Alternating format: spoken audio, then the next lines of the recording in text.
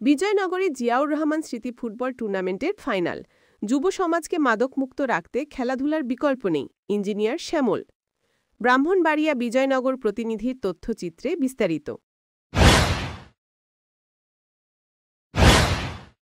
কসবা টিভির পক্ষ থেকে স্বাগতম। শুরুতেই শিরোনাম, এখন দেখুন বিস্তারিত।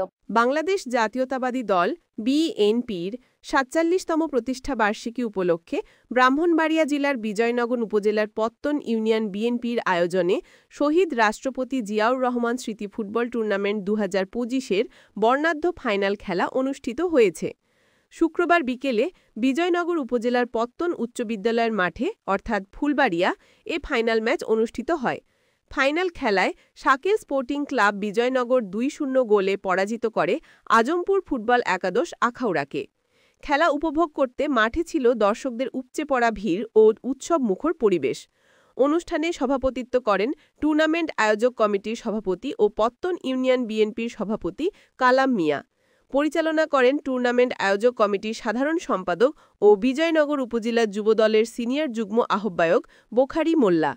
প্রধান অতিথি হিসেবে উপস্থিত ছিলেন বিএনপির কেন্দ্রীয় নির্বাহী কমিটির অর্থনৈতিক বিষয়ক সম্পাদক ও ব্রাহ্মণবাড়িয়া জেলা বিএনপির সভাপতি ইঞ্জিনিয়ার খালেদ হোসেন মাহবুব শ্যামল। এ সময় তিনি বলেন, এই যুব সমাজকে মাদকমুক্ত রাখতে খেলাধুলার বিকল্প নেই। বিএনপি যদি এবার জনগণের ভোটে নির্বাচিত হয় তবে পত্তন এলাকায় একটি মিনি স্টেডিয়াম নির্মাণ করা হবে।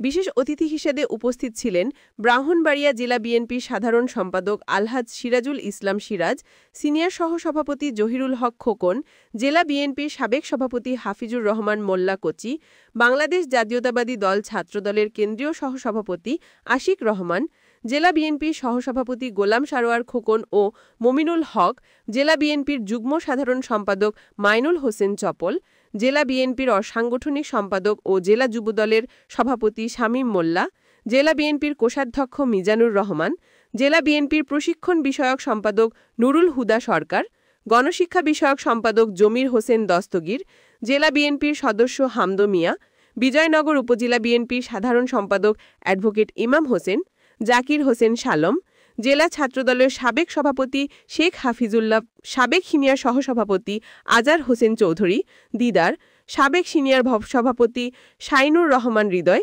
পত্তন ইউনিয়ন বিএনপির সাধারণ সম্পাদক দারু মিয়া, সিনিয়র যুগ্ম সাধারণ সম্পাদক আলফু মিয়া, সাংগঠনিক সম্পাদক মজিব সরকার, তিতুমির কলেজ ছাত্রদলের সাবেক সহসভাপতি ও টুর্নামেন্ট আয়োজক কমিটির যুগ্ম সাধারণ সম্পাদক মোহাম্মদ সোলাইমান হোসেন জুয়েল, জেলা ছাত্রদলের যুগ্ম আহ্বায়ক সাজিদুর রহমান সাজিদ, জেলা ছাত্রদলের সাবেক সহসাংগঠনিক সম্পাদক শাইনুর রহমান হৃদয়, পত্তন ইউনিয়ন বিএনপির সহসাংগঠনিক সম্পাদক সোহাগ ভূঁইয়া, ইউনিয়ন ছাত্রদলের সভাপতি ইকবাল ভূঁইয়া, ছাত্রনেতা মিল তানভীর প্রমুখ।